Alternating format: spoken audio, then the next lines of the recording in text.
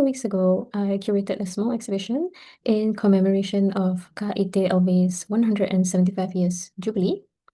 All these photos come from the special collection of the archive, and I'm going to walk you through the photos so you can imagine you were at the exhibition with me.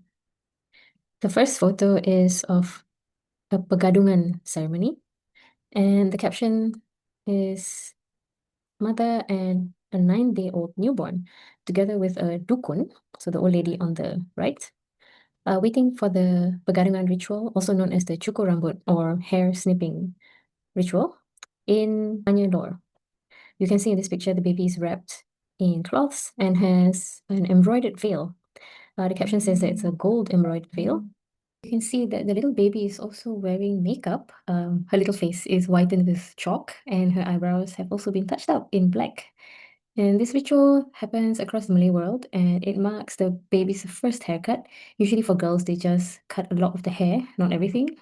And then the lock of hair is cut, is weighed, and then its equivalent weight in gold is given to charity as a hope for the child's health, protection, and good character.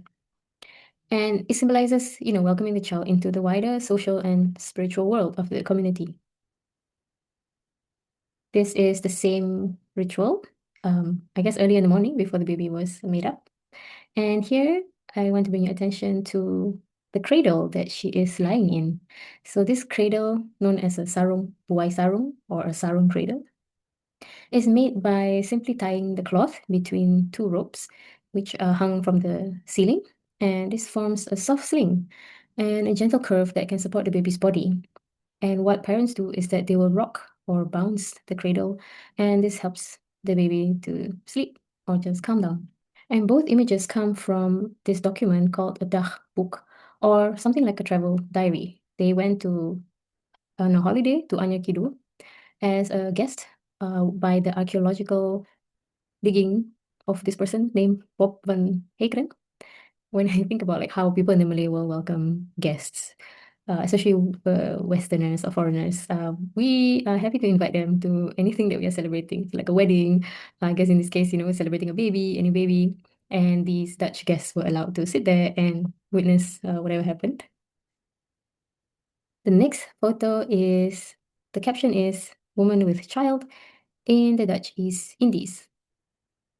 I chose this photo to show that using a sarong as a carrier was a very simple and practical thing.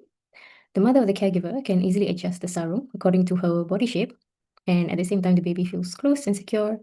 You can see the baby knows what's going on. He knows that how to sit in this because he's even holding on to the sarong. You can see his hand there, or her, I don't know. And today, we have the modern concept of attachment parenting, where one of the core practices is baby wearing, which emphasizes having your baby close to you most of the time in order to improve responsiveness, physical closeness, and connection to your child, and vice versa, the child with the caregiver. And this has been practiced all across the Malay world for many, many years. And this photograph was found in a book that had many studio photographs and just photos of everyday life. I think it was a collection of a photographer. The title of the photo collection is Sights of Java, Photographs by Woodbury and Page. I guess it's a studio. And last one, this photo came in a loose folder. I don't know what the original book is, but I wanted to show that here I think it's in Sulawesi. It shows a woman giving extended breastfeeding, not just to a baby, but also a toddler on her left. And extended breastfeeding is very common in Malay culture, where nursing beyond infancy is seen as a natural way to support a child's growth and emotional security.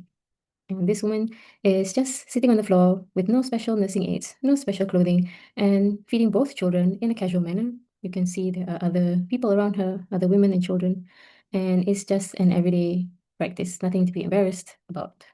That's it. Thanks for listening, and see you in the next video.